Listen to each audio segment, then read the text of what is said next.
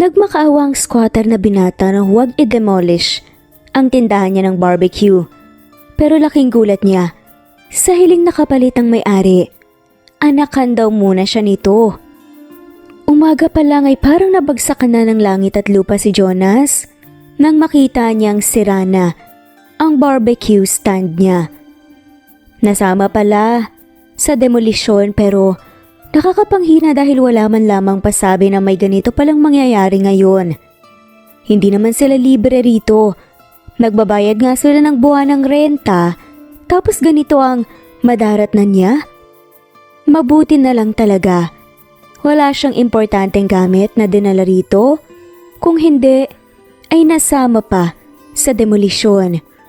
Nagngingit-ngit ang kalooban ni Jonas, gaya na rin ang nararamdaman ng mga kasamahan niyang nagnenegosyo nito. Tumalikod si Jonas sa kanyang barbecue stand, nalaylay ang mga balikat. Sobrang sama ng pakiramdam niya ngayon. Kailangan niyang makausap si Sir Ralph, ang taga-singil buwan-buwan sa kanila. Magandang umaga, Jonas. Anong may paglilingkod ko sa'yo? Tanong ni Sir Ralph. Nandito po ako para sabihin ang concern ko tungkol doon sa demolition na nangyari po sa barbecue stand ko. Sagot ni Jonas. Napabuntong hininga si Sir Ralph habang nakatingin sa kanya. Halatang apektado din ito sa nangyari. Lumapit ito sa kanya at tinapik ang balikat niya at tinakbayan siya. Pasensya ka na, Jonas. Kung ako lang talaga ang masusunod, hindi sana ako papayag sa ganun. Pero wala na tayong magagawa dahil utos ng may-ari. Sinubukan ko pa ngang pakiusapan pero nagmamadali na sila. May tatayo kasing building doon. Sabi ni Sir Ralph. Wala na tayong magagawa sa bagay na yun, Sir Ralph. Pero sana po bayaran man lang nila yung damage doon. Naiilang naman ang sagot ni Jonas. Hindi sila magbabayad sa mga pwestong nasama sa demolisyon kasi kanila naman daw yung lupa. Saka nagrerenta lang kayo doon. Malungkot na sabi naman ni Sir Ralph. Nakakalungkot naman. Hindi talaga sila nagbibigay ng konsiderasyon para sa aming mahihirap. Baka pwede ko pong pakiusapan yung may-ari, sir. Sagot naman ni Jonas. Hindi ko alam eh. Kung haharapin ka niya, Jonas. Kalimitan kasi sa mga yan ay yung ibang tao ang haharap sa'yo. Naiiling na sabi ni Sir Ralph. Okay lang, sir.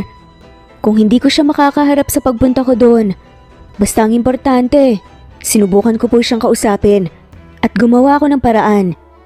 Sagot naman ni Jonas. O sige, ikaw ang bahala, pero ang may papayo ko lang sa'yo, mas mainam kung maghanap ka na lang ng ibang pwesto para hindi ka na magulo pa. Konsumisyon pa yan eh. Sabi naman ni Sir Ralph. Tumango naman si Jonas bago siya umalis at hiningi muna niya ang address ng may-ari ng lupa. Susubukan niyang makiusap pero kung hindi, maghahanap na lamang siya ng ibang pwesto. Sa kabilang banda naman, kumunot ang noo ni Joanna nang marinig niyang may kumakatok sa pinto ng kanyang kwarto habang nagtatrabaho siya. Ano ba? Sabi ko naman kapag may ginagawa ko dito, dapat walang istorbo. Nakataas ang kilay na sabi naman ni Joanna. Eh kasi ma'am, may naghahanap po sa iyo sa labas ng gate eh. Pinapasok ko na po. Napakamot sa batok na lamang na sagot ni Betchay. Tanungin mo kung anong kailangan. Hindi yung ako ang pupuntahan mo rito. Magditang sabi naman ni Joanna. Ayaw pong sabihin kung anong kailangan. Ikaw daw po talaga ang gustong makaharap eh. Sagot naman ni Betchay. Sino ba kasi yan? Ay, sobrang istorbo. Reklamo naman ni Joanna. Nakasimangot na lamang na lumabas ng kwarto si Joanna. Nag-iisip siya kung sino ang bumisita sa kanya ngayong umaga. Gayong wala naman siyang kaibigan. Pero napako ang kanyang tingin sa isang lalaking nakaupo sa mamahalin niyang sofa. Literal, nahuminto ang mundo ni Joanna nang magkatitigan silang dalawa ng lalaki.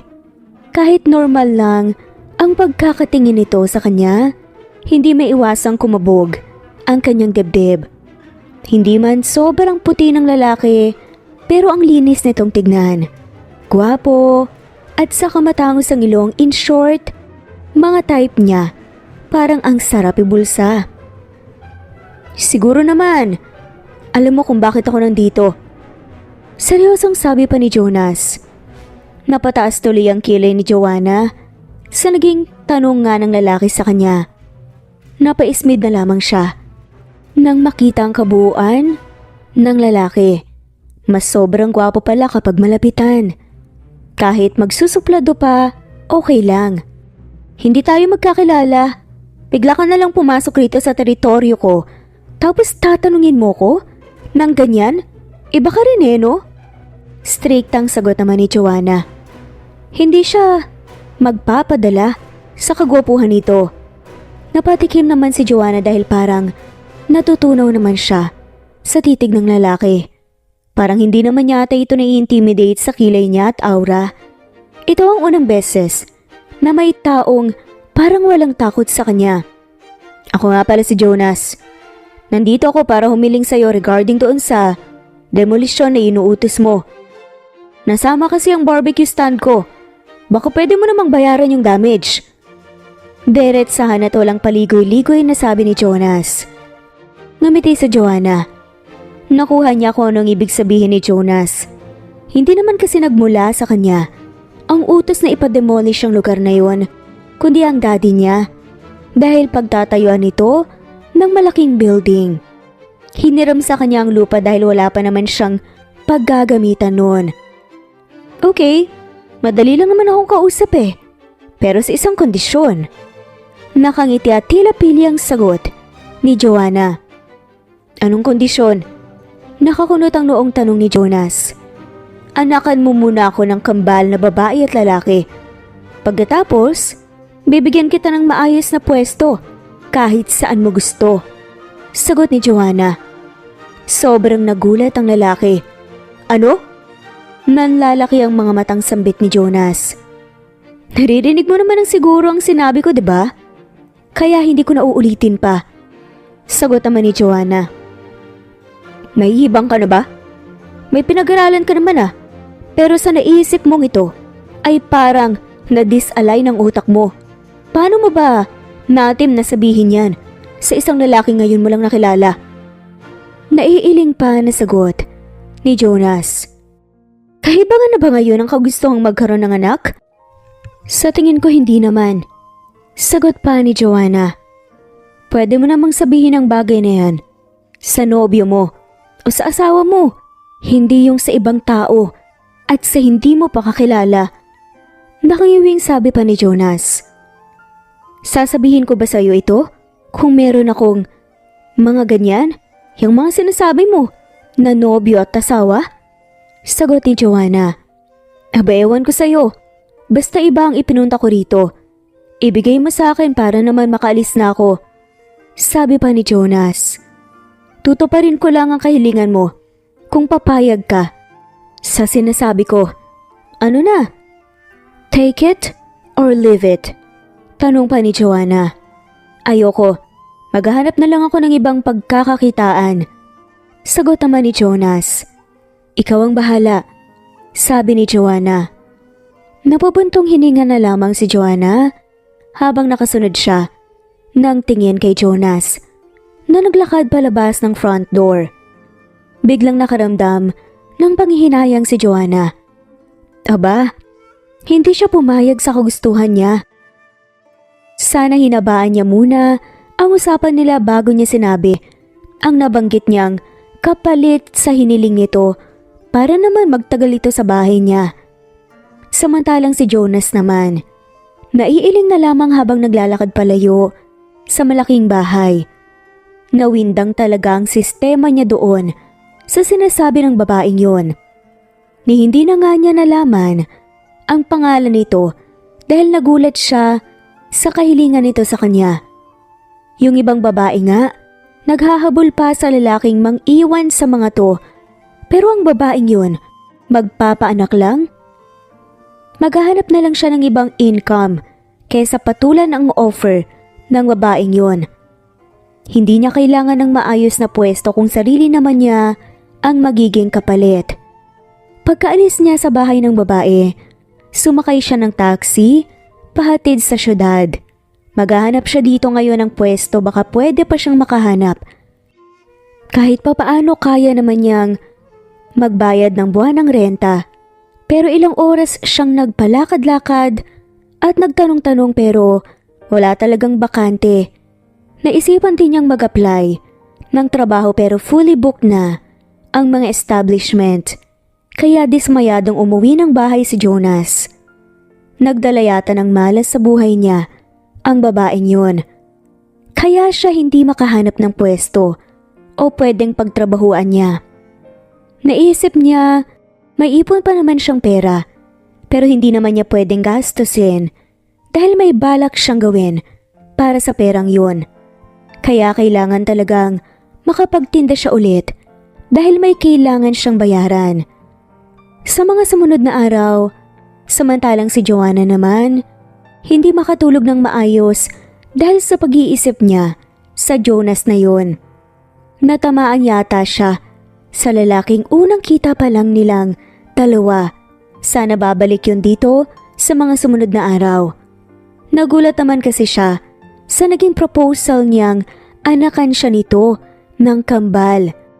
Kaya naman niyang magbayad ng malaki tungkol sa bagay na gusto niyang mangyari, tulad ng IVF, surrogacy, pero na-attract kasi talaga siya kay Jonas. Kaya nasabi niya yon. At saka hindi naman niya kailangan ng boyfriend para mabuntis. Dahil sakit sa ulo ang lalaki kung minsan, baka makakuha pa siya ng masamaang ugali. Hanapin niyo para sa akin si Jonas, sabi naman ni Joanna. Sabay namang nabaling ang atensyon ng mga kasama niya sa mesa. Nasa kusina kasi sila ngayon, nag-aagahan. Ha? Sinong Jonas po? Tanong naman ni Betchay. Yung lalaking nagpunta rito nung nakaraan, sagot ni Joanna. Isa naman po namin nahanapin siya, ma'am. Tanong naman ni Rigor. Driver niya, ang may edad na lalaki. Matagal na itong nagtatrabaho sa kanya, kahit na maldita siya ay mabait naman ang turing niya sa mga to. Palagi nga niyang isinasabay sa pagkain niya. Nakaramdam kasi siya ng pagka-bored, lalo na kung mag-isa lang siya sa mahabang mesa. Hindi ko alam, basta hanapin niyo siya para sa akin, sagot naman ni Joanna. Napangiwi na lamang si Joanna. Saan naman niya hahanapin ang lalaking yun? Kung hindi nga niya alam mga dress nito. Inuna niya kasi ang gusto niya kesa ang magtanong ng tungkol dito. E di sana, hindi siya mahihirapan hanapin ngayon ang lalaking mukhang nakabingwit ng matigas niyang puso. Mag-hire ka na lang po ng private investigator, ma'am. Kung kasi po kami ang gagawa, baka po hindi po namin magawa ng tamang trabaho, sabi naman ni Rigor. Okay, hintayin ko na lang na babalik siya, sagot ni Joanna. Napasimangot na lamang si Joanna nang ma-realize niyang bakit pa babalik rito si Jonas kung inisito sa kanya dahil nasira ang negosyo nito. Napabuntong hininga na lamang siya saka tinapos ang pagkain. Isang linggo nakalipas habang si Jonas naman hindi mapalagay ang sarili, parang may mali sa mga nangyayari. Ilang araw na siyang naglilibot upang maghanap ng pwesto pero wala talaga siyang makita. Pati na rin ang pag-a-apply niya ng trabaho ay palaging walang available. Parang gusto niyang isipin na sinasabotahe ng babaeng yon. Kaya napagdesisyonan niyang bumalik doon at komprontahin si Joanna. Pag-doorbell niya, nang 2 beses bumukas kaagad ang gate at nakita niya ang isang lalaki. Sino po sila? Tanong ni Rigor. Jonas po, sagot naman ng lalaki. Okay, nasa sala si Ma'am Joanna. Hinihintay ka, sabi ni Rigor. Napakunot naman ang noo si Jonas sa sinabi ng may edad na lalaki. Paano naman kaya nalaman ng babae na pupunta siya? Pero hindi na lamang pinansin pa ni Jonas, kaya sumunod na siya rito, papasok sa loob ng bahay. Papalapit pa lamang siya ay napansinan niyang sobrang tamis ng pagkakangiti ng babae sa kanya na para bang close silang dalawa pero hindi naman. "Welcome back, Jonas." Nakangiting sambit ni Joanna. "Hindi ako nagpunta rito para makipagkaibigan sa'yo. Bakit ba sinasabotahe mo ang mga plano ko?" Nakakunot ang noong tanong pa ni Jonas. "Sino ka ba para pag-aksayahan ko ng panahon at oras? Isa ka lang namang normal na tao, di ba?" "Nanawalan pa ng negosyo," sagot ni Joanna. "Sabagay, ganyan naman talaga ang ugali ng mga may pera. Nanghahamak ng ibang tao na mababa sa kanila," sabi ni Jonas. "Excuse me hindi ako kasali sa mga taong may kaya na sinasabi mo. You provoked me. Inaakusahan mo ko sa kasalanang hindi ko naman ginawa." Nakasimangot na sagot ni Joanna. "Ang gusto ko lang, bayaran mo ang damage doon sa nangyari sa demolisyon. Dahil bawat 5 importante sa aming mahihirap. Hindi mo naman siguro ikakahirap yung kaunting halaga, hindi ba?" Napabuntong hininga pa na sabi ni Jonas. "Kung pumayag ka na lang sana sa sinabi ko, mas kaganda pa ang buhay mo ngayon." Nakangiting sagot naman ni Joanna. Natigilan si Jonas nang ngumiti ang babae. Joanna palang pangalan nito. Sobrang bagay sa mamahalin nitong aura, kaya nga lang ang tigas ng puso, hindi man lamang mahinga ng kaunting pabor. Pero hindi naman may pagkakailang maganda, matangos ang ilong, at bagay rito ang kulay krema nitong buhok. Dahan-dahang lumapit si Jonas sa kinauupuan ni Joanna. Naupo siya para magpantay ang kanilang muka. "Sige, payag na ako. Kailan natin gagawin?" tanong ni Jonas. Napansin niyang umatras ng kaunti si Joanna, parang naaasiwa ito sa pagkakalapit ng mga mukha nilang dalawa. Parang may kung anong magnet sa mga titig ng babae sa kanya, hanggang sa bumaba ang tingin nito sa labi niya. Ilang minutong lumipas, naramdaman na lamang ni Jonas na naglapit na ang bibig ng dalawa. Huminto ang mundo niya nang kusa na lang sabay na gumalaw ang labi nilang dalawa ng babae para maghalikan. Tumagal ng ilang minuto ang halik bago sila umatras at napalayo sa isa't isa. "Okay, pahingin na lang ng address mo," sagot ni Joanna. Napansin ni Jonas na namumula ang mukha ni Joanna na parang nahihiya, kaya tumaas ang kamay niya saka dumampi ito sa pisngi ng babae. "Huwag kang mahiya. Ikaw naman ang nagsimula ng lahat ng to . Gagawin ko to sa ngalan ng negosyo," sabi ni Jonas. Hindi na nakaimik pa si Joanna. Napansin niyang nawala na ang pagiging maldita nito ngayon, pero napansin ni Jonas ang puso niya pumipintig ng mahina dahil siguro sa intense na tagpo kanina lang. Bago siya umalis, nag-iwan siya ng address para naman makontak siya agad ni Joanna. Sana naman lalamig na ang utak ng babaeng yon para naman bigyan siya ng pwesto at makapagsimula na siya ng negosyo. Samantalang si Joanna naman ay hinahamig pa rin ang kanyang sarili dahil parang hindi siya makahinga sa naging halikan nilang dalawa ni Jonas. Siya itong ang lakas ng loob na magpaanak sa lalaki pero siya namang biglang naduwag. Hindi naman kasi niya inaasahan na magkakahalikan sila ng ganoon, pero napalunok na lamang siya dahil hanggang ngayon ramdam pa rin niya ang labi ni Jonas. Wala siyang ideya kung ano ang magiging reaksyon niya kapag nagkita sila ulit. Ramdam pa niya ngayon ang pamumula ng kanyang pisngi. Paano na lang kaya kung gagawa na sila ng kambal? Siguro hindi na siya makakagalaw sa sobrang kaba. Nang araw ding yon, inutusan niya si Manong Roger na ipahanap ng pwesto si Jonas na madaling makita ng mga customer. Nakikita naman niyang desidido talaga ang lalaki na magkaroon ng pwesto. Ang importante ay pumayag na ito sa gusto niyang mangyari. at alam niyang hindi nalalayo sa kanya, si Jonas. Samantalang si Jonas naman ay nagulat nang paglabas niya ng bahay ay ang may edad na lalaki na nakita niya sa bahay ni Joanna ang nadatnan niya. Napangiti ito habang nakatingin sa kanya. 3 araw nang lumipas nang huli siyang pumunta sa bahay ni Joanna. Napatingin pa siya sa kanyang sarili nang mapansin niyang boxer short lang pala ang suot niya. "Good morning, Jonas. Hinihintay ka na ni Ma'am Joanna sa loob ng kotse." Nakangiting sabi naman ni Rigor. "Magandang umaga din po, Manong. Sandali lang po, magbibihis lang po ako. Pasok na muna kayo." Natatarantang sagot naman ni Jonas. Hindi niya alam kung bakit. "Hintayin ka na lang namin sa kotse," saad naman ng driver.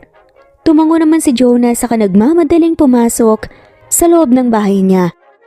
Ngayon lang niya napagtantong, dapat pala phone number niya ang binigay kay Joanna at hindi mismong address. Gaya na lang ngayon, nakakahiyang siya pa talaga ang sinusundo at hinihintay ng babae. Makalipas ang ilang minuto ay papalabas na siya ng bahay, bit-bit ang itim na hoodie. Sumakit ang ilong niya dahil napasobra ang paglagay niya ng pabango sa kanyang buong katawan. Nagulat pa siya nang pagbukas niya ng pinto ng kotse ay si Joanna ang nakita niya sa driver's seat.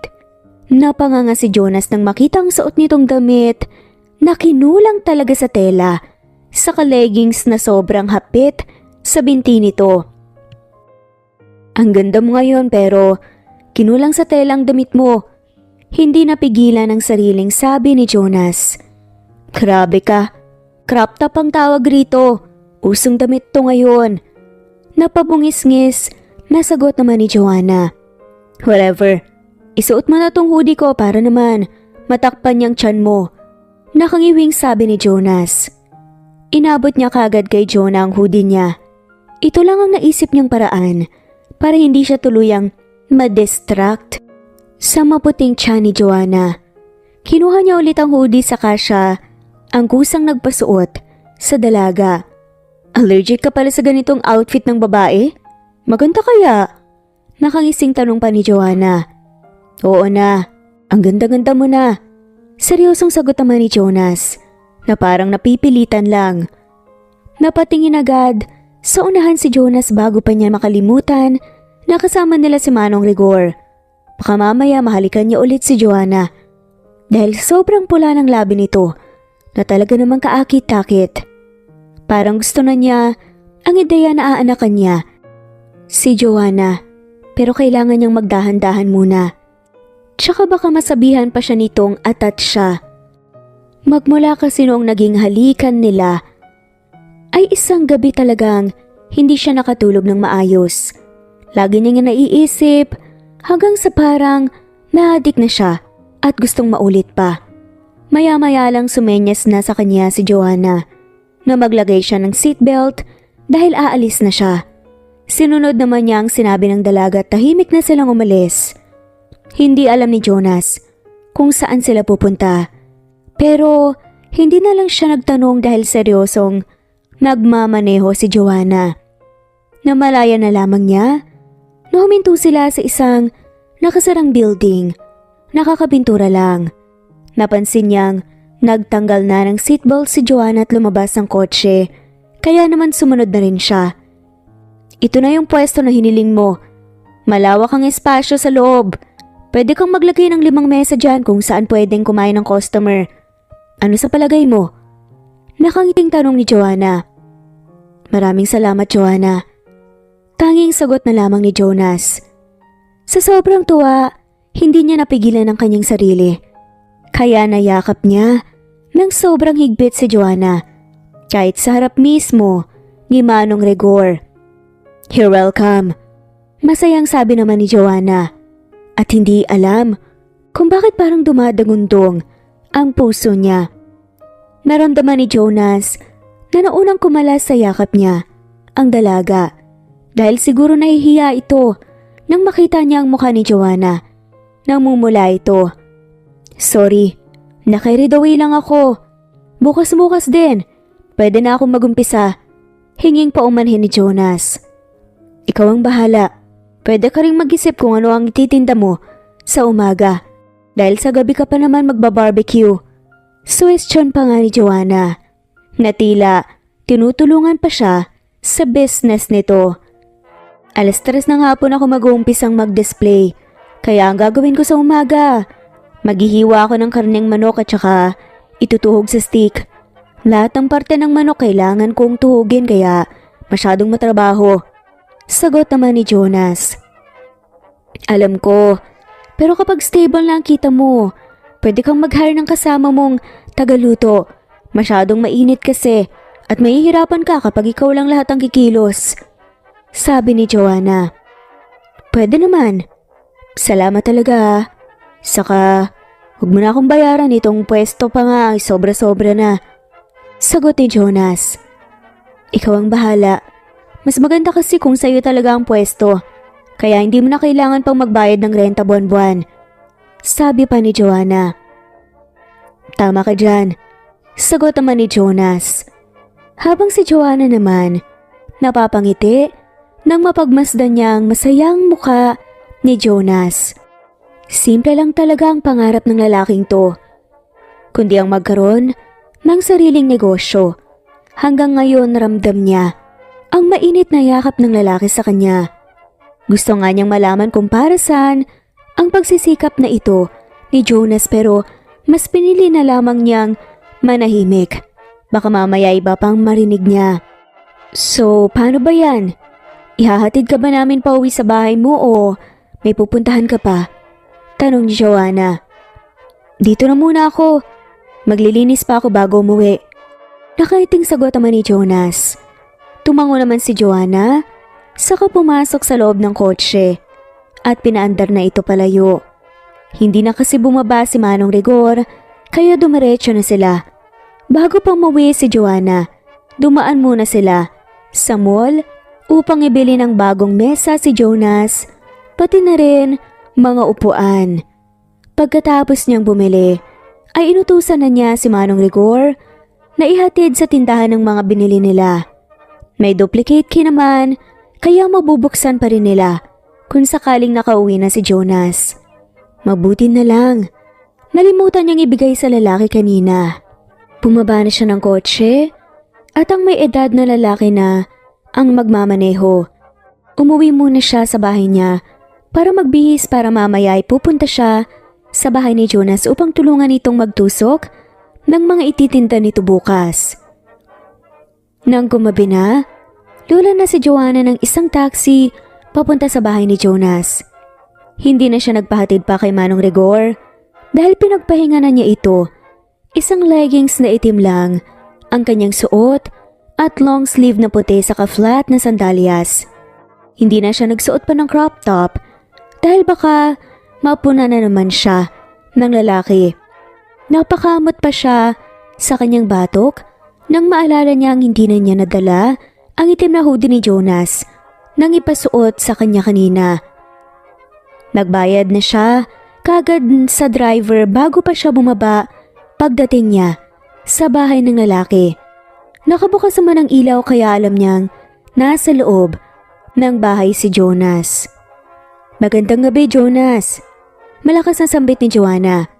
Agad namang bumukas ang pinto at lumabas si Jonas. Kumunot ang noo nito habang nakatingin sa kanya na nakatayo malapit sa bahay nito. Joanna? Anong ginagawa mo rito? Hindi makapaniwalang tanong naman ni Jonas. Dinalaw ka. Bala ko sanang tulungan kang magtusok ng karne. Sagot naman ni Joanna. Ha? Gabi na. Pumunta ka pa talaga rito? Sinong kasama mo? Tanong ni Jonas. Ako lang mag-isa. Sumakay lang ako ng taxi papunta rito. Sagot naman ni Joanna. Lumabas ng bahay si Jonas saka naglakad palapit sa kanya at tinakay siya papasok sa loob. Nakita na niyang nag-uumpisa na palang magtusok ng karne si Jonas dahil isang palanggana ang nakita niyang may laman na. Pinaupo muna siya ni Jonas sa may sofa, sakay tinabi nito ang ginagawa para hindi madumihan. Naggabala ka pa talagang pumunta rito. Kaya ko namang mag-isa ang lahat ng to eh. Dahil sanay na ako. Pero salamat kahit na nakakahiya sa'yo. Nag-effort ka pa talaga, sabi ni Jonas. At parang unti-unti na niyang naiintindihan ang ugali ni Joanna. At mali siya sa naiisip niya na masama itong tao dati dahil sa mayaman siya. Unti-unti niyang mas nakikilala si Joanna. Naku, okay lang. Wala naman akong ginagawa sa bahay eh. Kung ayaw mo namang nandito ako, uuwi na lang siguro ako. Nakasimangot naman kunwari na saad ni Joanna. Akmang papatayo na si Joanna, pero agad namang nahawakan ni Jonas ang kanyang kamay. Maupo ka na nga ulit. Wala naman akong sinabi na ayoko kitang nandito sabi ni Jonas. Napangiti naman ng sobrang lapad si Joanna. Sinadya na nga niyang huwag magdala ng kotse para hindi siya makauwi kaagad. Ang reaksyon mo kasi, nang makita ko kanina gulat na gulat ka. Parang hindi ka sanay na may babae kang kasama rito.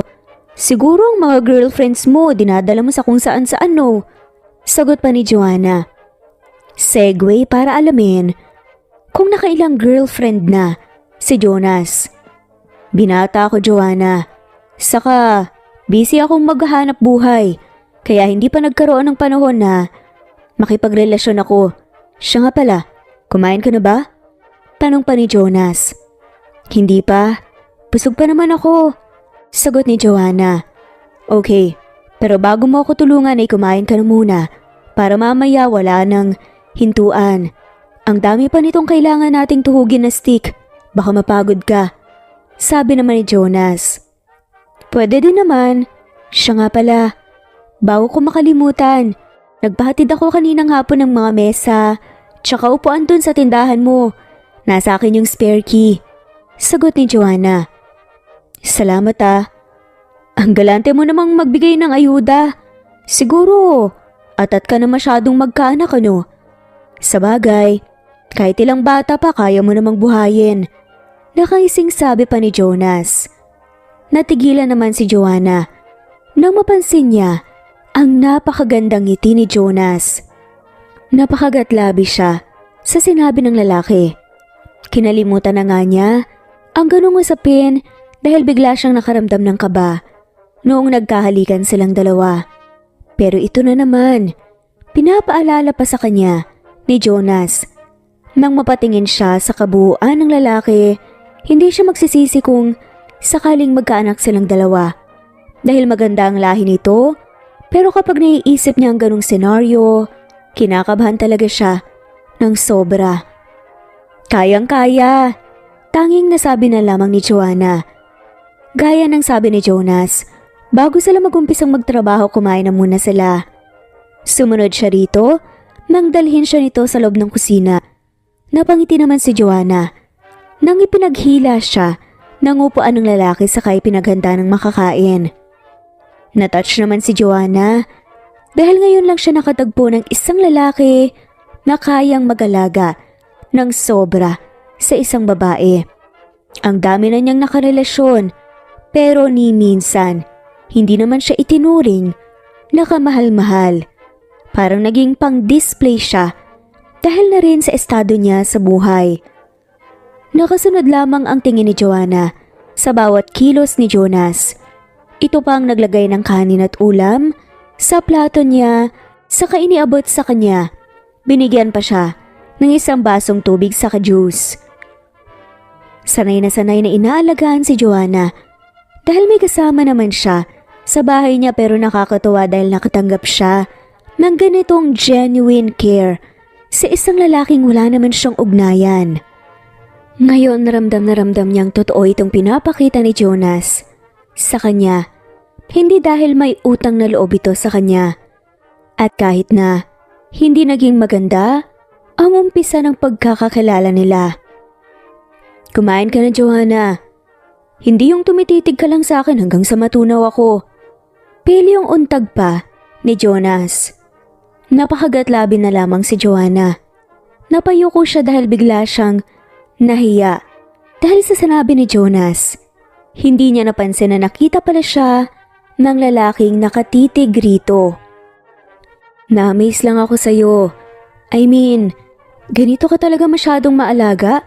Mostly kasi, lalaking inaalagaan ng babae o meron ding masyadong caring sa lahat? Tanong ni Joanna. Likas na talaga akong maalaga, Joanna. Pero hindi naman sa lahat na makakasalamuha ko. Overworked na ako kapag ganun. Buti sana kung may sasahurin ako. Natatawang sagot pa ni Jonas. Napangisi naman si Joanna.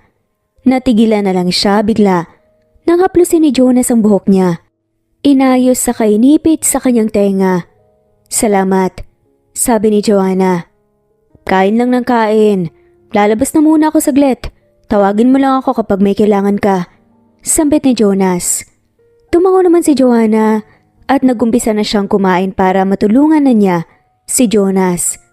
Samantalang si Jonas naman, hindi makapaniwalang pupuntahan siya ni Joanna sa bahay niya. Pero nandito na ang babae, kaya hindi na pwedeng pauwiin niya ito. Hiya na lang niya kung makakaya niyang gawin yun. Pero napangiti naman siya dahil ito ang kauna-unahang beses na may babae siyang bisita sa bahay niya. Hindi kasi siya nakikipag-date o nag-girlfriend. May mga nagkakagusto naman sa kanya. Pero hindi lamang niya hinahayaan na makalapit sa kanya. Wala naman siyang sinasabi na ayaw niyang makipagrelasyon. Pero kasi mas naging busy siya maghanap ng pera. Yun ang mas kailangan niya at priority niya. Minsan nga, nasabi ng mga chismosan niyang kapitbahay na baka may problema sa sarili niya. Na baka daw ayaw niya sa babae. Sobrang attractive nga niya sa bisita niya ngayon. May iba rito na nagpapakaba sa kanyang dibdib. Pumasok muna si Jonas sa loob ng kanyang kwarto upang magbihis ng bagong damit dahil ramdam niyang amoy pawis na siya. Hinanapan na rin niya ng ibang maisusuot si Joanna dahil puti ang suot nitong long sleeves. Baka madumihan mamaya. Makalipas ang ilang minuto, paglabas niya ng kwarto, napansin niyang nasa may sala na si Joanna, nakaupo sa may sofa. Tapos na akong kumain, Jonas. Niligpit ko na rin ang hinugasan kong plato na pinagkainan ko. Nakaiting sabi ni Joanna. Ako na sanang nagligpit pero nabusog ka ba? Tanong ni Jonas. Oo naman. Tara na, magumpisa na tayong magtusok ng karne. Masaya at tila excited, nasagot ni Joanna. Hindi akalain ni Jonas na hindi naman pala maarte si Joanna. Hindi niya akalain na ang isang bilyonarya na dati lang na inakala niyang nag-demolish sa pinagtatrabahuan niya ay heto, tinutulungan siyang magtusok ng barbecue. Sige, pero palitan mo muna yung puti mong long sleeve. Baka madumihan pa yan, sabi ni Jonas. Ibinigay niya kay Joanna ang pulang t-shirt, sakay tinuro niya ang kanyang kwarto para doon na nga magbihis ang dalaga. Salamat, Jonas. Nakangiting sagot ni Joanna. Nakahawak naman si Jonas sa bandang dibdib niya. Dahil parang tumitibok na naman ang kanyang puso dahil sa ngiti ni Joanna. Napapaisip tuloy siya. May sakit ba siya? O baka naman nasobrahan siya ng kape dahil nagpapalpitate siya. Pero nagtataka siya. Nangyayari lang to sa tuwing andyan si Joanna. Kapag palagi silang magkakasama ng babaeng ito sa mga sumunod na araw, tiyak ata na magkaka-heart attack na siya. Nakita niyang tumayo si Joanna bitbit ang t-shirt, saka pumasok na sa kanyang kwarto. Makalipas ang isang oras malapit nang mapuno ni na Jonas at Joanna ang malaking palanggana. Pasimple namang tinitigan ni Jonas ang dalaga. Mukhang sanay naman ito sa ganitong trabaho. Hindi nga natusok ang mapuputi nitong daliri sa matulis na stick. Humahanga siya sa babae. Nakikita naman niyang sobrang simple lang kung kumilos ni Joanna. Parang hindi nga ito may kaya dahil hindi maarte, pero ang aurahan masyadong maldita. Pero kung kikilalanin, hindi naman pala talaga masungit. Kung hindi niya kailangan ng pwesto, hindi siya lalapit dito. Pero siguro, Tadhana nang nagplano para magkalapit silang dalawa.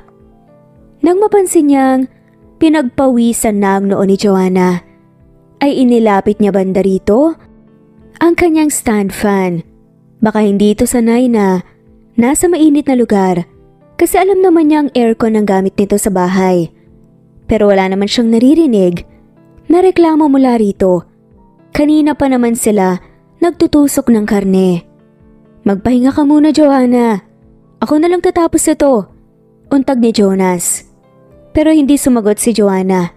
Nagpatuloy lang ito sa ginagawa at umiling kaya hinayaan na lamang niya muna. Hanggang sa nagulat na lang siya sa naging tanong nito sa kanya. Jonas, maganda ba ako? Kanina ko pa kasi napapansin na parang panakaw na tinitignan mo ko ah. Na-caught off guard si Jonas. Nagulat siya sa biglaang tanong ng babae. Kaya hindi siya kagad nakasagot sa naging tanong ni Joanna. Mas lalo siyang nawala sa kanyang sarili nang titigan siya nang malalim nito bago pa niya mahalikan ulit. Ang dalaga, sumagot na siya. Oo naman. Maganda ka. Sobra. Diretsang sagot naman ni Jonas.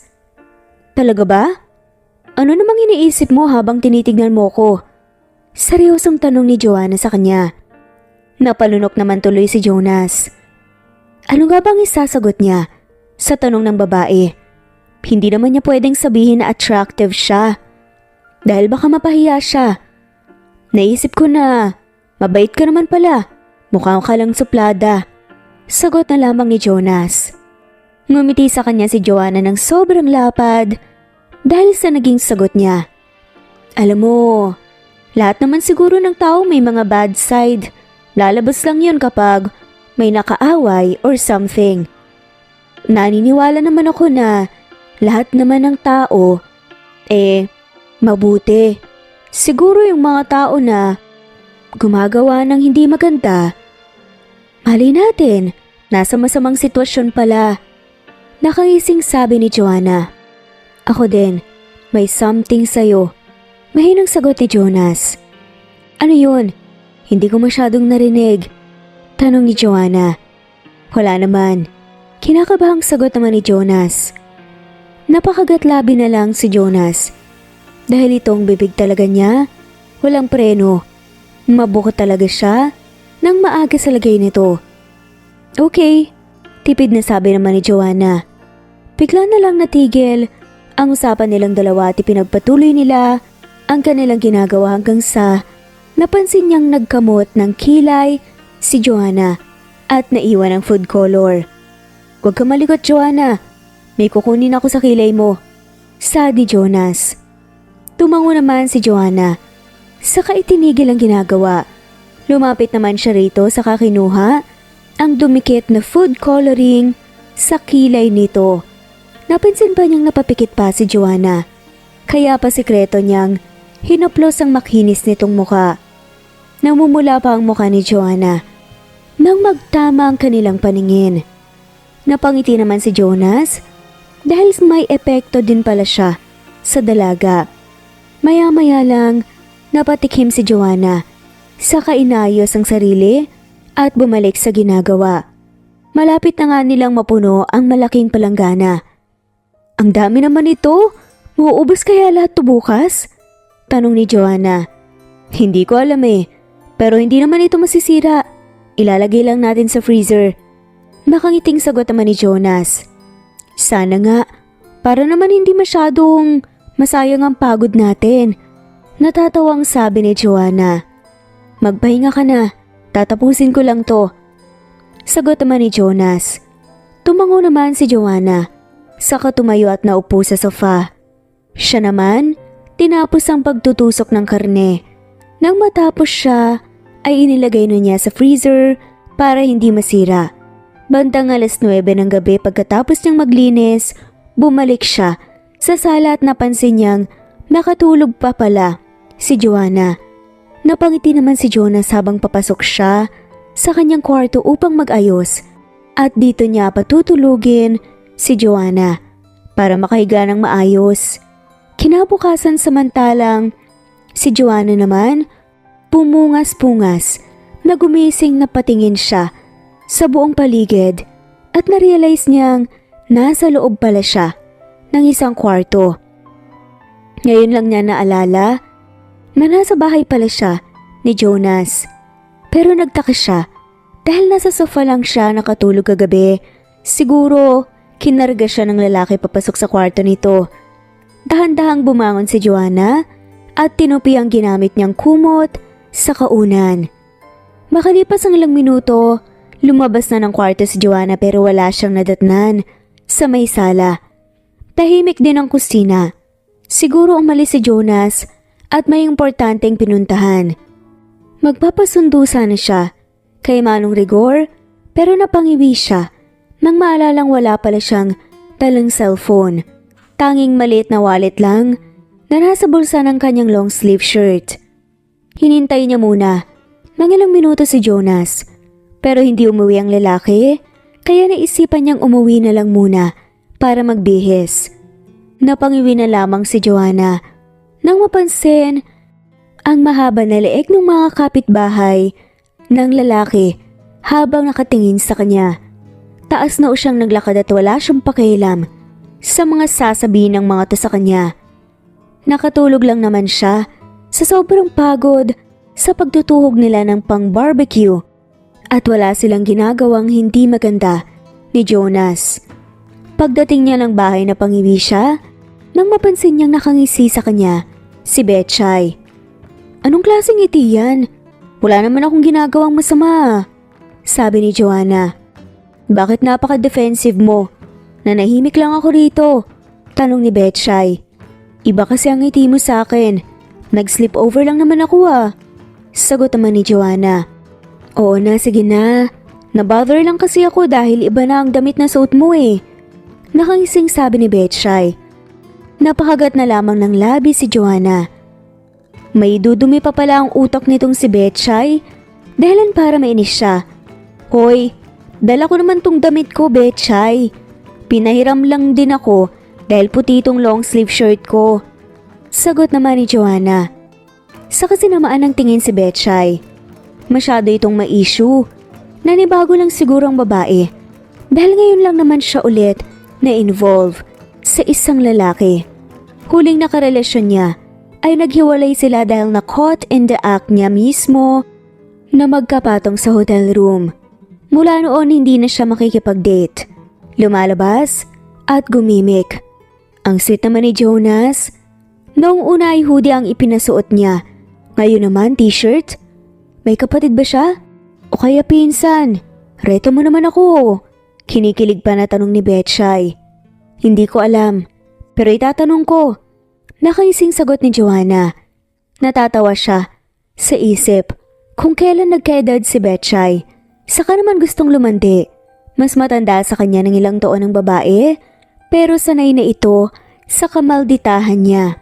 "Salamat ma'am. Balitaan mo agad ako Eager talaga akong magka-boyfriend sabi pa ni Betchay. "Talaga? Bakit mo hindi gawing boyfriend si Manong Rigor? Naghahanap kaya siya ng babae?" Pabirong question naman ni Joanna. Walang spark walang kuryente," sagot naman ni Betchay. Natawa na lamang si Joanna. Ang akala ni Joanna magagalit si Betchay, pero hindi naman pala. Sa bagay, tama naman ang babae dahil kung walang koneksyon, walang mabubuong samahan. Matagal na kasing magkasama ang dalawa dito sa bahay niya, pero normal lang ang turingan at walang kakaiba. Pareho din naman kasing single ang dalawa at alam na ang ugali ng isa't isa, kaya bakit palalayo, 'di ba? Pero hindi talaga madidiktahan ang puso. Makalipas ang ilang minuto ay nagpaalam na siya kay Betchay. Napapasok na sa kanyang kwarto. Wala naman siyang gagawin dahil may mga tauhan siyang pinapasweldo para mag-supervise kung ano ang naipundar niya. Magpapahinga na muna siguro siya ngayon dahil mamayang hapon pupunta siya sa barbecue house ni Jonas. Habang si Jonas naman, hinanap si Joanna pag-uwi niya ng bahay pero Wala nang dalaga sa kwarto. Siguro umuwi na ito dahil wala naman siya. Hinatid niya kasi kanina ang maliit niyang fridge para paglagyan niya ng mga soft drinks. Binili pa niya lahat ang kakailanganin niya kaya maaga siyang umalis ng bahay. Tanghali pa lang ay nasa tindahan na siya. Nilagay na niya sa kanya-kanyang lalagyan ng mga tinutuhog niya na karne at ibang parte ng katawan ng manok saka hotdog na rin. Maliit at malaki. Malakas kasi sa kabataan kaya hindi niya kinakalimutan na bumili. Bandang 2:00 ng hapon ay nagdagsaan ng mga mamimili. Kaya binilisan ni Jonas ang kanyang pagkilos. Napakaraming customers. Late na ba ako? Biglang nakangiting tanong naman ni Joanna nang bigla itong sumulpot. Nagulat naman si Jonas sa biglaang pagsulpot ni Joanna sa kanyang barbecue house. Parang walang kapaguran ang babaeng ito kung kumilos. Ang tagal pa naman nilang nakatulog kagabi, mas lalo na siya, hindi siya pinapatulog ng ideyang nakahiga sa kama niya si Joanna, kaya masakit ang mga mata niya ngayon. Hindi naman, pero sana hindi ka na lang nagpunta rito. Nagpahinga ka na lang sana. Baka mamaya sabihin nilang masyado kitang inaalila. Sagot ni Jonas. Mas gusto kong maging busy. Since wala ka pang kasama rito, ako na lang munang magiging serbidora mo ngayon. Tagabalot at tagatanggap ng bayad. Pwede na ring tagahugas ng pinggan, kahit walang sahod. Okay lang, basta makakain ako ng only barbecue. Nakaiting sabi pa ni Joanna. Sige, ikaw ang bahala. Salamat, hindi ko kaya mag-isa rito. Sagot naman ni Jonas. Kinuha ni Jonas ang isang apron, saka isinuot kay Joanna. Itinali niya ang buhok nito, saka nilagyan ng hairnet.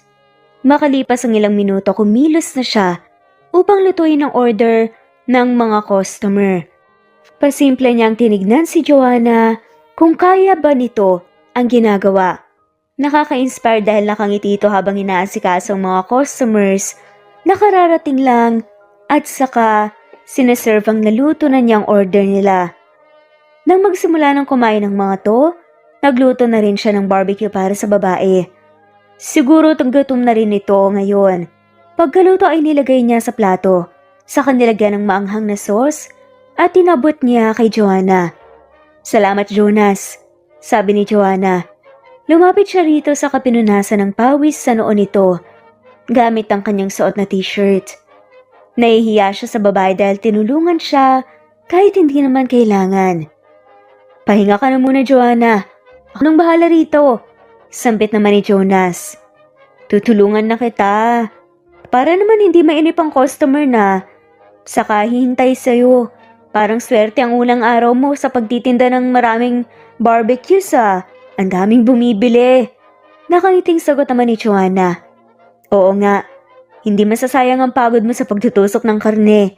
Natatawa namang bahagya na saad ni Jonas. Sinabi mo pa. Sagot naman ni Joanna. Makalipas ang ilang oras hanggang sa gumabi. Hindi na nga nakapagpahinga sina Jonas at Joanna dahil sa dami ng tao. Palaging nakatingin si Jonas sa babae dahil baka hindi na nga nito kaya ang pag-aasikaso ng customers na dumadagsa. Nakahinga ng maluwag si Jonas nang maubos lahat ang paninda nilang barbecue, kaya nagkaroon na sila ng maraming oras para makapagpahinga. Hindi na malaya ni Jonas na kanina pa pala nakatingin sa kanyang babae habang nakangiti.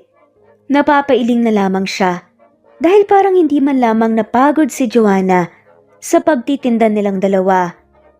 Isinandig muna ni Jonas ang kanyang pagod na katawan, saka ipinikit ang mga mata. Magpapahinga lang siya ng kaunti dahil magsasara na sila mamaya. Parang hindi kaya ata napagod Joanna.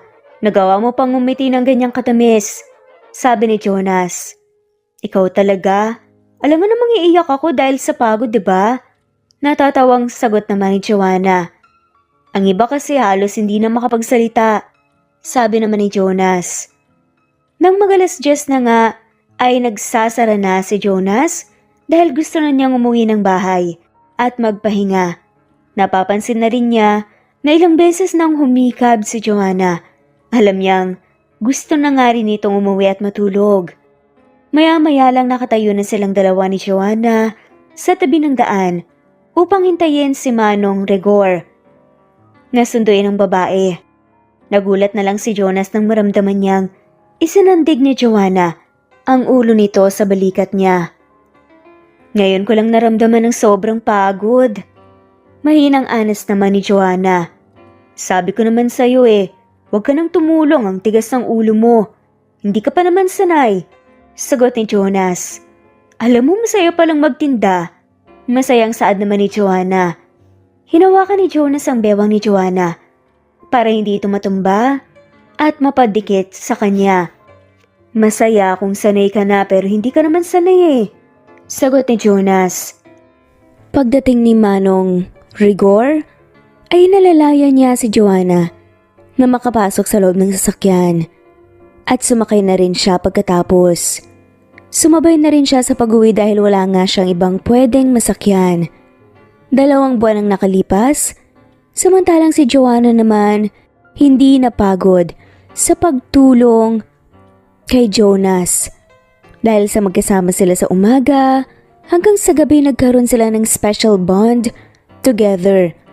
Sweet sila sa isa't isa, open silang maglambingan pero wala pa silang label. Dahil sa closeness nilang dalawa, hindi napigilan ni Joanna na makaramdam ng pagmamahal sa puso para kay Jonas. At wala siyang alam kung pareho sila ng feelings ng lalaki pero alam niyang may care din si Jonas sa kanya. Pero baka bilang isang kaibigan lang na ikinalulungkot niya. Ayaw ni Joanna na umasa pero kasi hindi normal sa dalawang magkaibigan ng maghalikan ng maraming beses dahil ganun ang ginagawa nilang dalawa ni Jonas kapag magkasama silang dalawa.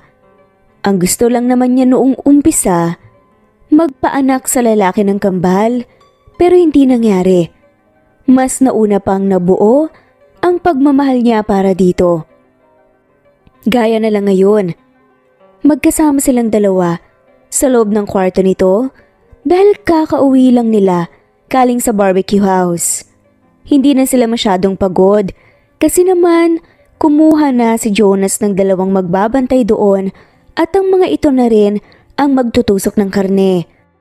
Papunta si Manong Rigor, uuwi muna siguro ako, sabi ni Joanna isang araw. Ayaw mo magstay dito? Akala ko ba dito ka na matutulog? Malambing pa ang boses na tanong ni Jonas. Natigilan naman si Joanna nang dumikit sa kanyang likuran ng katawan ni Jonas. Kahit anong gawin niya, ay uncomfortable talaga siya kapag masyado silang nagkakaroon ng close contact ng lalaki. Ganito siguro itong may mali siya kapag may pagmamahal sa isang tao. Hindi na muna. Baka magtaka si Beche kung bakit madalang na lang ako matulog sa bahay Magsusumbong yun sa daddy ko panigurado. Palusot pa ni Joanna. Narealize ni Joanna na dapat i-reserve niya ang sarili hanggat walang sinasabi ang lalaki sa kanya. Para hindi siya sobrang masaktan kung darating sa puntong wala lang palang lahat ng to sa kanilang dalawa. Dito ka na lang muna. Alam naman siguro nila na tayo ang magkasama palagi. Sagot ni Jonas. Hindi nakahuma si Joanna nang humarap sa gawin niya si Jonas. Saka hinawakan ng kanyang muka. Magkaharap sila ngayon na naupo sa ibabaw ng kama. Namalayan na lang niya na dumampi ang labi ng lalaki sa labi niya. At dahan-dahan siya nitong ipinahiga at sumunod na rin ito. Anong gagawin mo? Nangangatalang boses na tanong ni Joanna. Wala naman. Nakangiting sagot ni Jonas. Napapikit na lang si Joanna nang hinalikan siya ulit ni Jonas. Saka inalagay nito ang dalawa niyang braso sa leeg nito. Nang dumapo ang halik sa leeg niya, pababa sa dibdib niya ay sinalakay ng kaba ang puso ni Joanna dahil may pakiramdam na siya kung saan sila hantong. Teka lang muna, reklamo ni Joanna. Tumigil naman si Jonas sa ginagawa sa katumitig sa kanya. Naasiwa naman si Joanna dahil parang hinalukay ang kaluluwa niya sa tingin ng lalaki. Bibigyan kita ng rason para mag-stay ka rito sa bahay. Gagawa tayo ng kambal, gaya ng hiling mo nung una pa lang. Nakangiting sagot ni Jonas. Napalunok naman si Joanna dahil hindi niya alam ang gagawin sa sinabi ng lalaki. Kung dati, malakas ang loob niya, ngayon hindi na. Pero kasi parang hindi pa ako handa eh, sabi na lamang ni Joanna. Talaga? Tignan ko nga. Malambing na sagot pa ni Jonas. Hindi nakahuma si Joanna nang halikan siya ulit ni Jonas. Hindi na niya kilala ang sarili kalaunan, nagumanti na siya ng halik sa lalaki.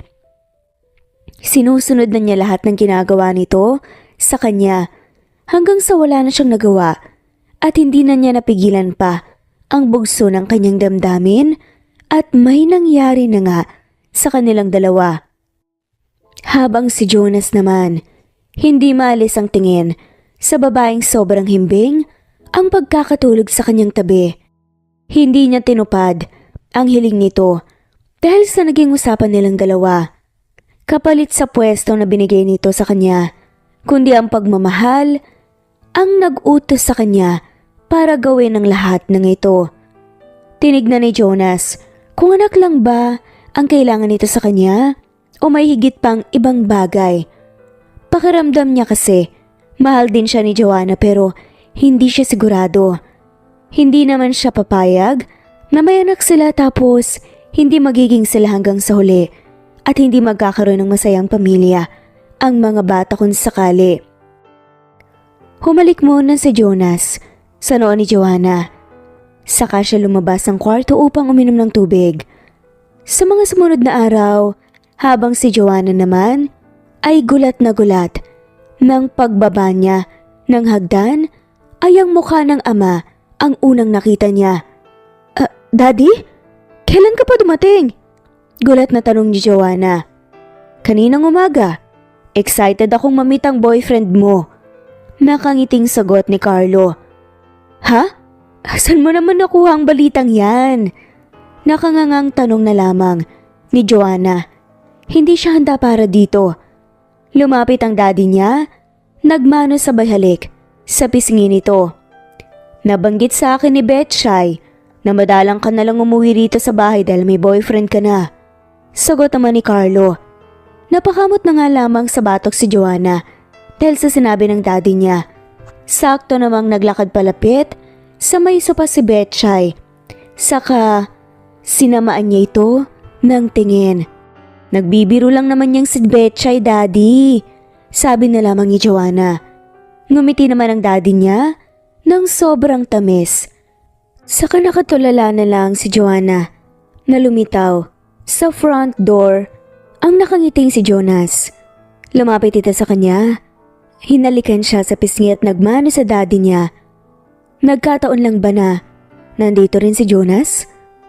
O nagkausap na ang dalawa kanina nang hindi niya alam? So ikaw ang sinasabing boyfriend ng anak ko? Tanong ni Carlo. Opo. Jonas nga po pala. Matapang na pagpapakilala ni Jonas habang nakangiti. Mas lalong tumamis ang ngiti ng daddy niya nang hinawakan ni Jonas ang kanyang bewang. Saka siya'y ginaya pa upo sa sofa.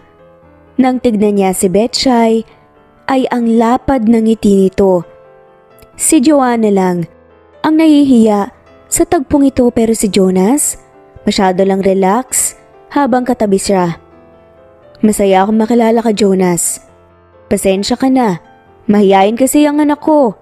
Hindi ka tuloy napakilala sa akin ng formal. Hinging paumanhin pa ni Carlo. Okay lang po yun, sir. Kanya naman po talaga sa umpisa. Sagot naman ni Jonas. Napangiwi naman si Joanna. Dahil ang bilis, magkasundo ng dalawa. Pero samantalang siya, hindi mapakali sa sobrang kaba. Daddy na lang ang itawag mo sa akin.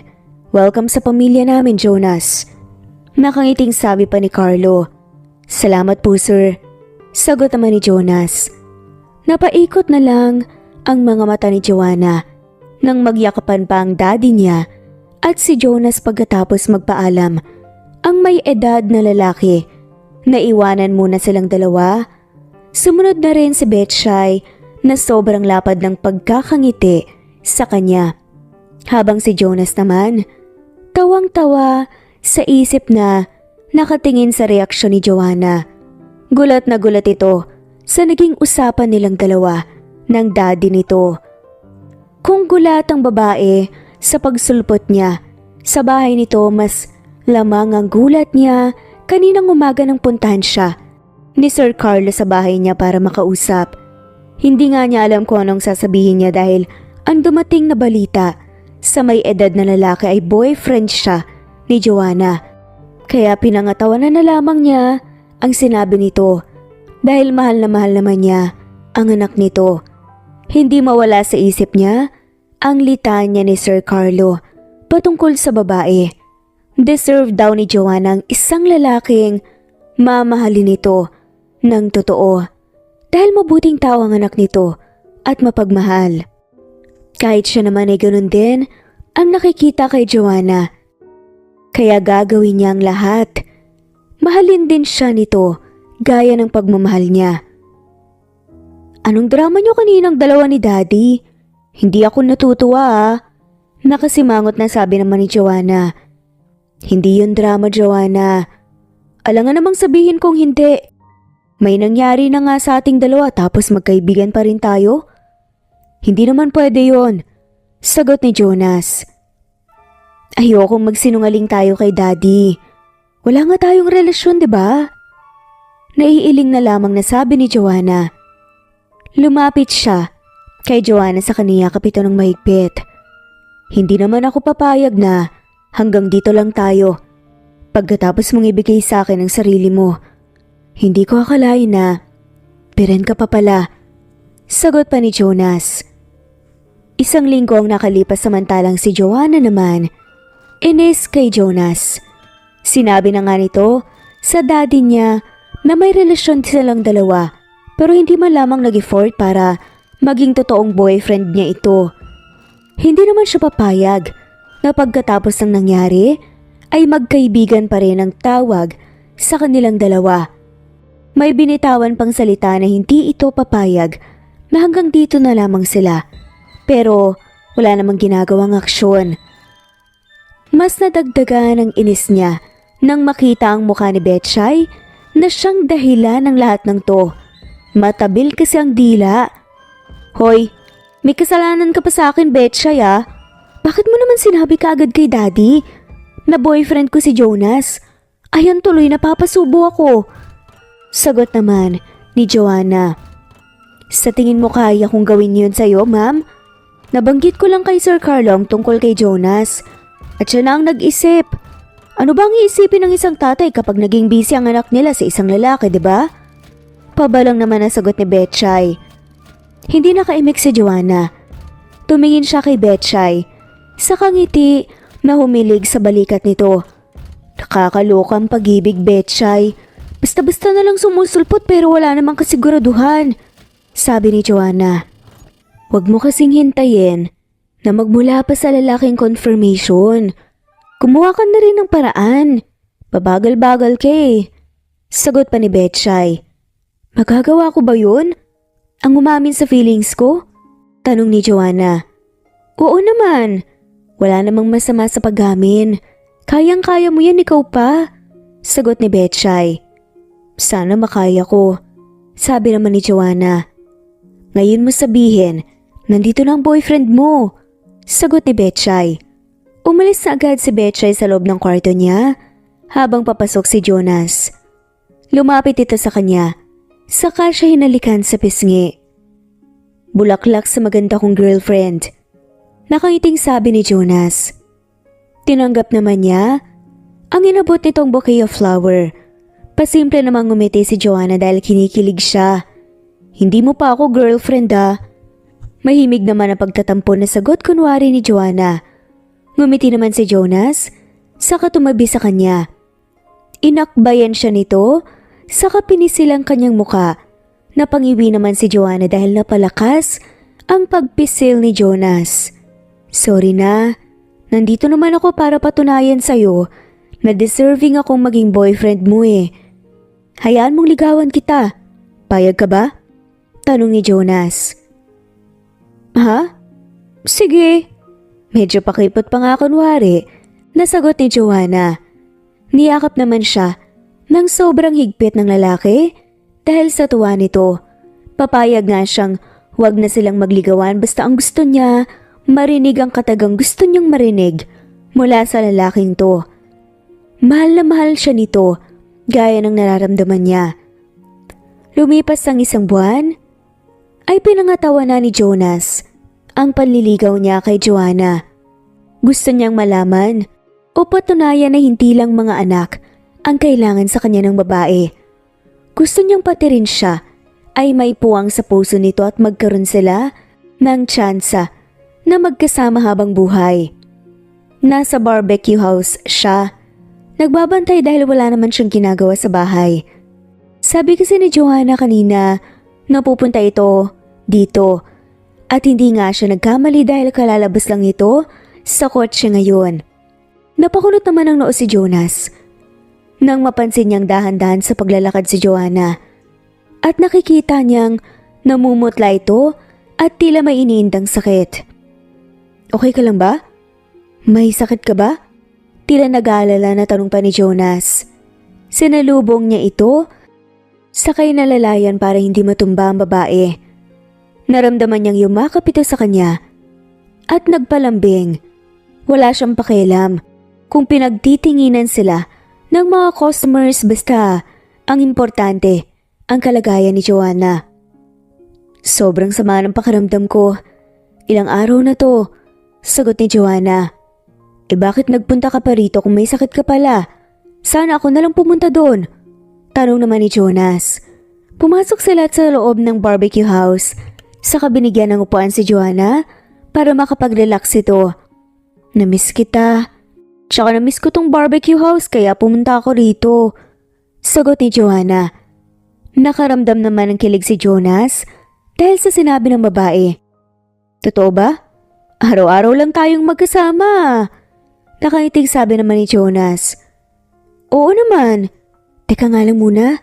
Iihi muna ako. Paalam ni Joanna. Sasamahan na kita. Sagot naman ni Jonas. Hoy, hindi na. Hawakan mo na lang tong bag ko. Sabi naman ni Joanna. Pagkaalis si Joanna para umihi, ay inilagay ni Jonas ang sling bag nito sa ibabaw ng upuan upang magbigay ng sukli sa customer. Pagbalik niya, nagulat siya dahil nakabukas ang bag ni Joanna. Hindi naman niya ito tinignan kanina. Pero ang kumuha ng kanyang atensyon ay ang 3 pregnancy test na may 2 red lines bawat isa ang kanyang nakita. Tumatahip ang dibdib ni Jonas. Kaya ba masama ang pakiramdam ni Joanna dahil buntis ito? Ang tanong, kay Joanna nga ba ang PT na nasa bag nito o pwede naman kay Betchay? Samot-saring reaksyon ang nararamdaman ni Jonas ngayon. Kaba, tuwa at lungkot. Dahil kung totoong ito ay parang walang plano si Joanna na sabihin sa kanya na buntis ito. Nang mapansin niya, napapalapit na si Joanna, inalis na niya ang tingin sa nakabukas itong sling bag at ibinaling ang atensyon sa mga kumakaing customer. Hinintay niyang may sabihin sa kanya si Joanna pero tahimik lang itong nakaupo at hindi siya kinikibo. Ngayon napagtanto ni Jonas na hindi pala nawala ang kagustuhan nitong magkaanak pero hindi ang magkaroon ng lalaking mamahalin.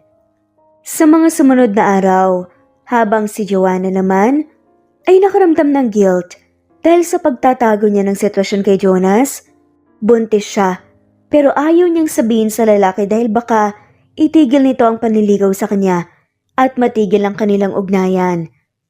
Dahil umpisa pa lang ito na ang kanilang naging usapan.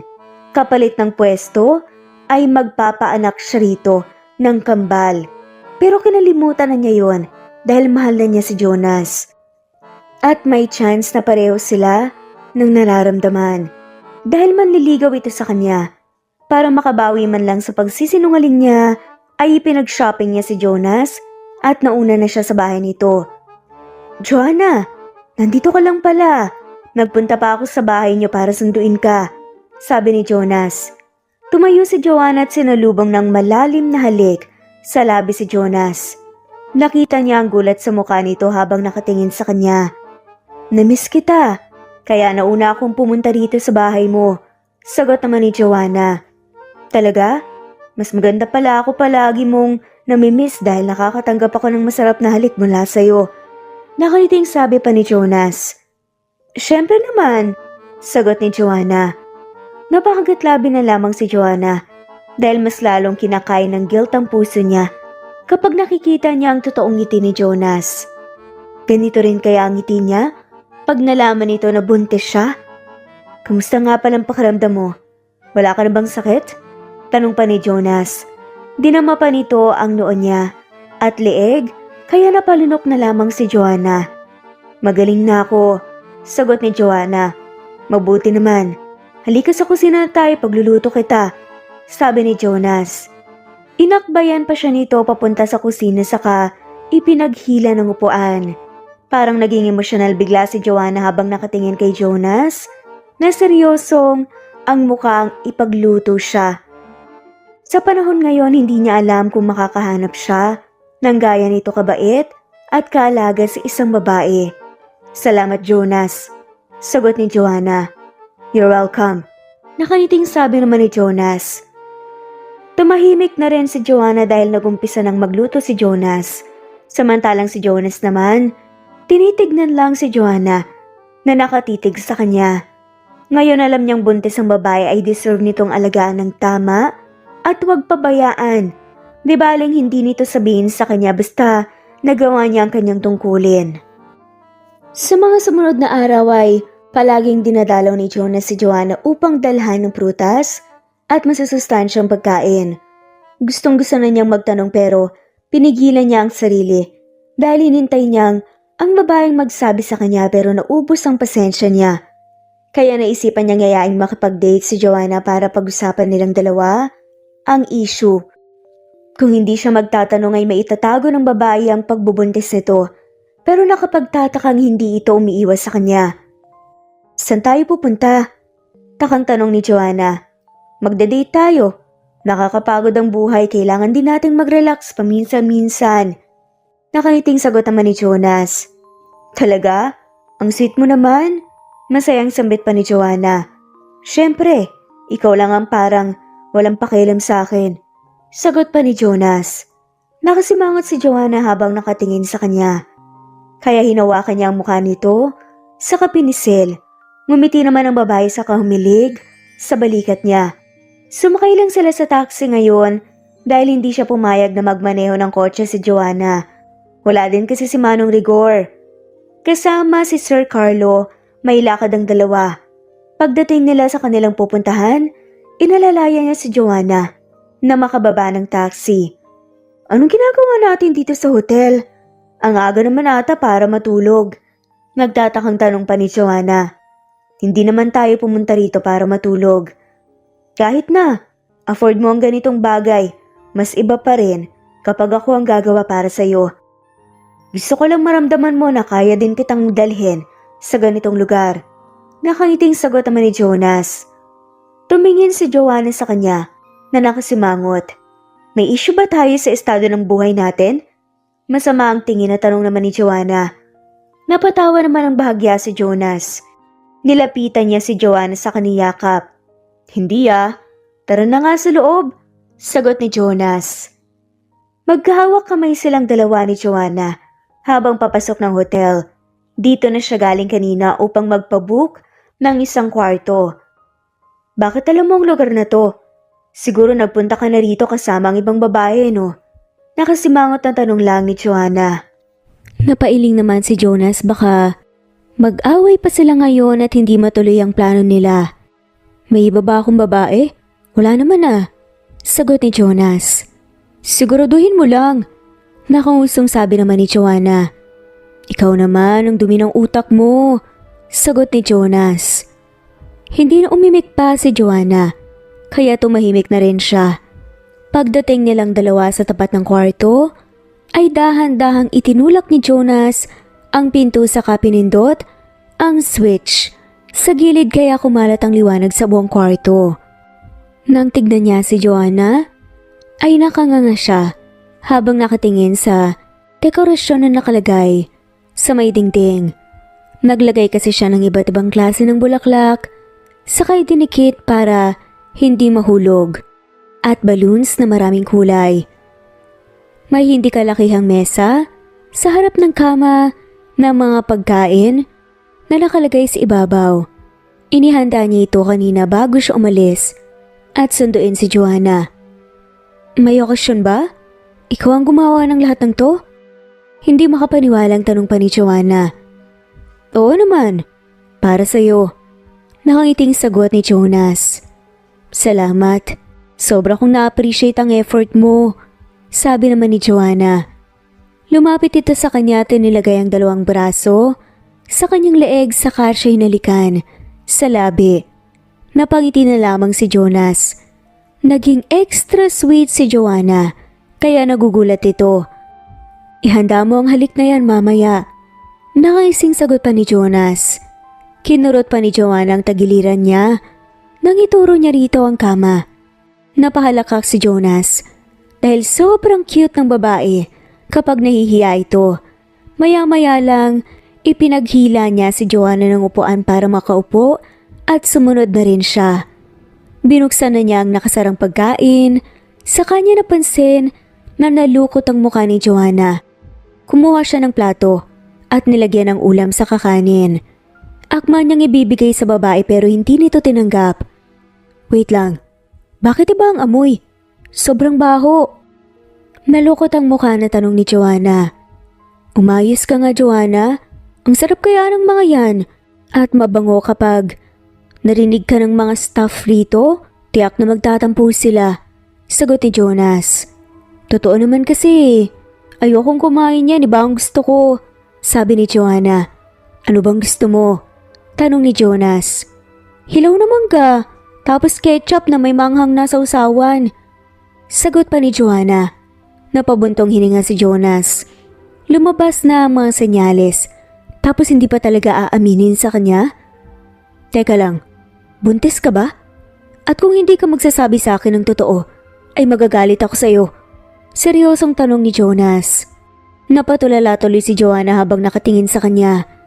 Napansin niyang naguunahang tumulo ang luha sa mga mata nito.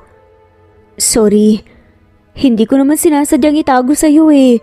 Pero kasi kapag sasabihin ko, hindi mo na itutuloy ang panliligaw sa akin dahil baka isipin mo na nakabayad ka na sa naitulong ko sa'yo para makapagnegosyo.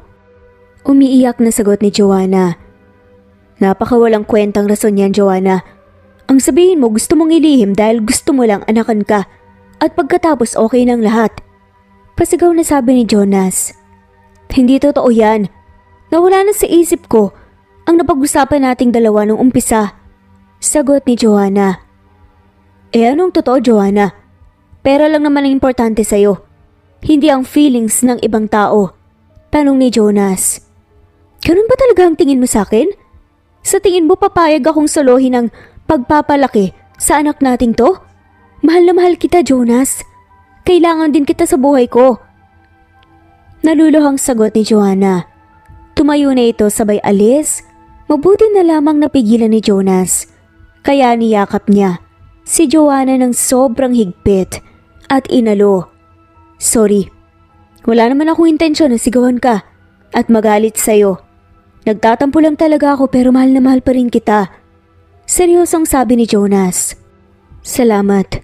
Mula ngayon hindi na ako magsisinungaling sa'yo para maging maganda ang takbo ng buhay natin. Sagot naman ni Joanna. Kumalas ng yakap si Jonas. Hinawakan ang mukha ni Joanna at siniil ng halik sa labi sabay sabing, I love you, Joanna. Ngumiti naman si Joanna habang nakatingin sa kanya. I love you to Jonas. Nakangiting sagot ni Joanna. Paano ba yan? Manliligaw pa ba ako o sasagutin mo na ako agad? Natatawang tanong ni Jonas. Sige na nga. Sagot naman ni Joanna. Thank you, Joanna. Masayang sambit ni Jonas at nagyakapan ulit sila. Isang buwan ang nakalipas samantalang si Joanna naman, sobrang gaan ang kanyang pakiramdam dahil wala siyang tinatago kay Jonas.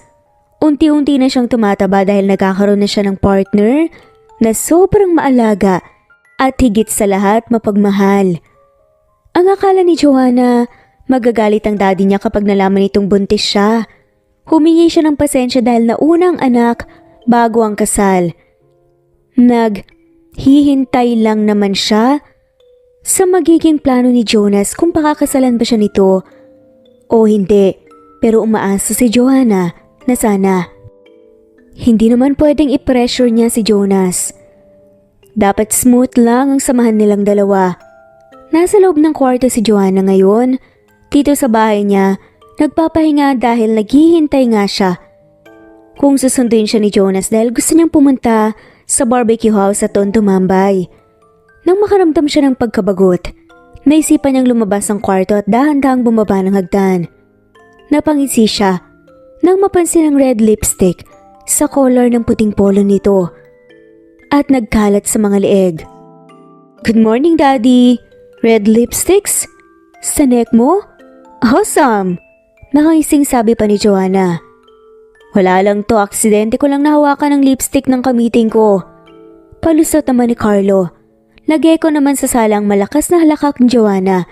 Dahilan para mamula sa kahihiyan ng daddy niya. Okay lang yan, Daddy. Basta masaya ka. Nakaiting sabi naman ni Joanna. Nang makababa na siya ng hagdan, saka naman pumasok si Betchay. Parang ibang aura ng babae. Parang nahihiya ito at hindi mapakali. Napatingala naman siya kagad sa daddy niya. Napapaakyat ng hagdan pero ang mga mata nito nakatutok kay Betchay. Something's fishy here, sa isip-isip niya. Mas dumagdag sa curiosity niya nang mapansin niyang baliktad ang suot na damit ni Betchay. Saka ang pangibaba nitong pencil cut na palda. May nagka-developan pa pala sa loob ng bahay nila. Hindi siya ipinanganak kahapon para hindi niya alam ang nangyari. Magbihis ka doon, Betchay. Parang kagagaling mo lang sa matinding digmaan dyan sa itsura mo ah. Sabi nga ni Joanna. Wala to. Ano lang kasi nagmamadali akong lumabas kanina. Palusot na sagot ni Betchay. Kaya pala walang spark ang naramdaman kay Manong Rigor.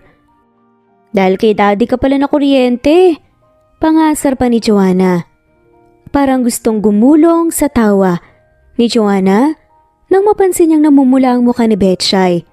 Joanna naman nakakainis ka. Nagtatakbo ito habang paakyat ng hagdan dahil sa sobrang hiya.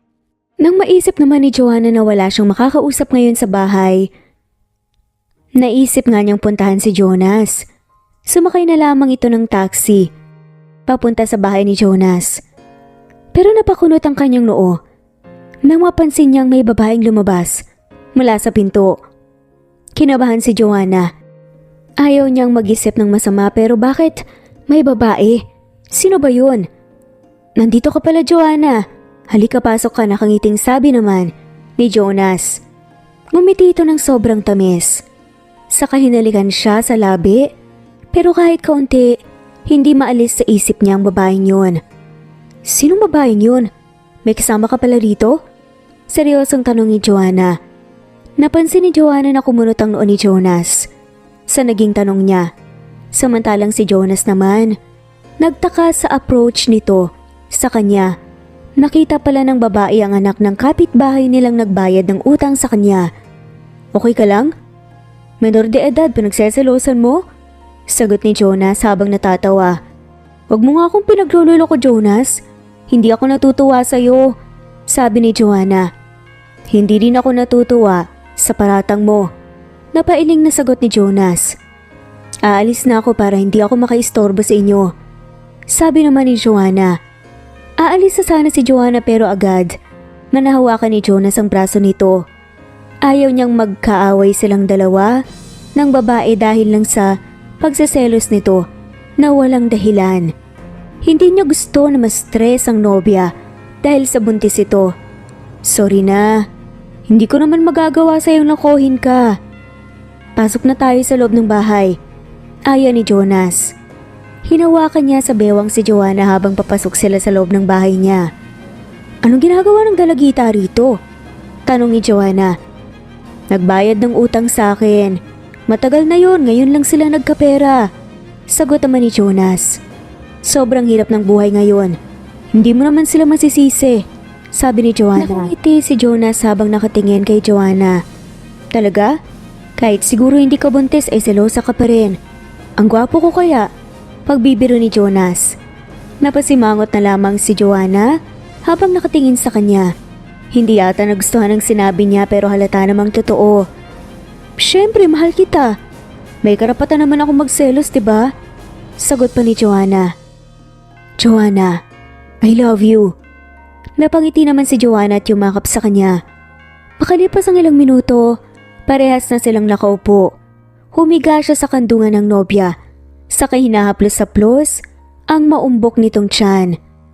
Hindi akalain ni Jonas na makakatagpo pa siya ng babaeng mamahalin niya at magmamahal sa kanya habang buhay. Walang pagsidla ng tuwang nararamdaman niya dahil in 9 months ay magiging tatay na siya. Makalipas ang 5 buwan na relasyon nila, napagpa siya ni Jonas na mag-propose na nga kay Joanna. Dahil gusto niyang paglabas nang magiging baby nila ay kasal na silang dalawa. Walang kaalam-alam si Joanna na ang selebrasyon na ito hindi lang para sa birthday niya, kundi para sa proposal niya. Siya na nga ang nagasikaso ng lahat dahil ayaw niyang mapagod si Joanna dahil malaki na ang tiyan nito. Kanina pa kita napapansin na sobrang busy mo ah. Kumain ka na kaya? Suwestyon ni Joanna. Nilagyan siya ng pagkain sa plato ni Joanna. Saka sinubuan siya nito. Tinanggap naman niya at kumain para hindi magtampo ang nobya. Kumain ka na rin para hindi magutom ang baby natin. Nakangiting sabi ni Joanna. Busog na ako, kanina ko pa lahat natikman ng mga niluto mo eh. Sagot naman ni Joanna. Mabuti naman. Sabi nito. Teka lang, ikuha kita ng tubig. Tumango naman si Jonas. Pagkalis ni Joanna sa mesa, na kinauupuan nila ay tumayo na rin siya. Nang mapansin niyang pabalik na si Joanna, lumuhod siyang bigla. Nang nasa malapit na ang nobya, nakanganga ito, maluha-luha at napatapik sa bibig. Will you marry me, Joanna? Sambit ni Jonas. Totoo ba to? Hindi ba ako nananaginip lang? Bulalas na tanong ni Joanna. Yes, I want to spend the rest of my life with you. Ngayon tatanungin kita ulit. Will you marry me? Sabi ni Jonas. Yes, of course. Sagot naman ni Joanna habang naluluha. Napatayo naman kagad si Jonas at nilagay ang singsing sa kamay ni Joanna at niyakap ito ng mahigpit. Narinig naman nila ang palakpakan sa nakasaksi sa kanyang proposal, lalo na ang daddy ni Joanna na maluha-luha habang nakatingin sa kanila. Nag-thumbs up naman ito sa kanya. Ngumiti siya at nagpasalamat sa may edad na lalaki dahil tinanggap siya nito ng buong buo. 3 buwan pagkatapos ng proposal ay ikinasal silang dalawa ni Joanna sa simbahan. Naalala pa nga niyang kahit malaki na ang tiyan ng misis niya ng panahong yon, sobrang ganda nito sa suot na wedding gown. Kasabay ng kasiyahan nila ay ang panganganak ni Joanna. Makalipas ang 1 buwan, gaya ng kagustuhan ni Joanna noon, halos hindi makapaniwala si Jonas na kambal ang magiging anak nila, 1 babae at 1 lalaki. Samantalang si Joanna naman ay tuwang-tuwa dahil sa isang pag-anak niya. 2 kaagad ang anak nila ni Jonas at sa magiging anak pa nila soon. Sobrang saya ng buhay nila ngayon at matiwasay, puno ng pagmamahal at nagpapasalamat sila sa may kapal. At dito na nga po nagtatapos ang kwentong pagmamahalan ni na Joanna at Jonas. Maraming salamat po sa lahat ng mawalang sawang sumusubaybay at shout out po sa mga sumusunod. Mira's Channel, Zenaida Porter, Mercy, Donnie Pombo of Davao del Norte, Dandan Ramoso, Coldfinger Maria Flor Sevillano, Penny Magno Nesbeth Hanaban, Aaron de la Cruz, Susan Opaga, Harry Rohi, Lisa, Nanabeth Longno, Renz, April Bibat, Sharon Corpus, Rosemary Vasquez, Jessica Vargas, Elizabeth Ebizar, Emily Borak, Imelda Forteza, Melds Nagales, Jejemon Ramos, Flor Cabrera, Wilma, Augustina Aniceto, Abelardo Barcalia, Imelda Dalansay, Jedge, Irma Valerio, Carolina Patalighung, Leia Lemana, Escapades,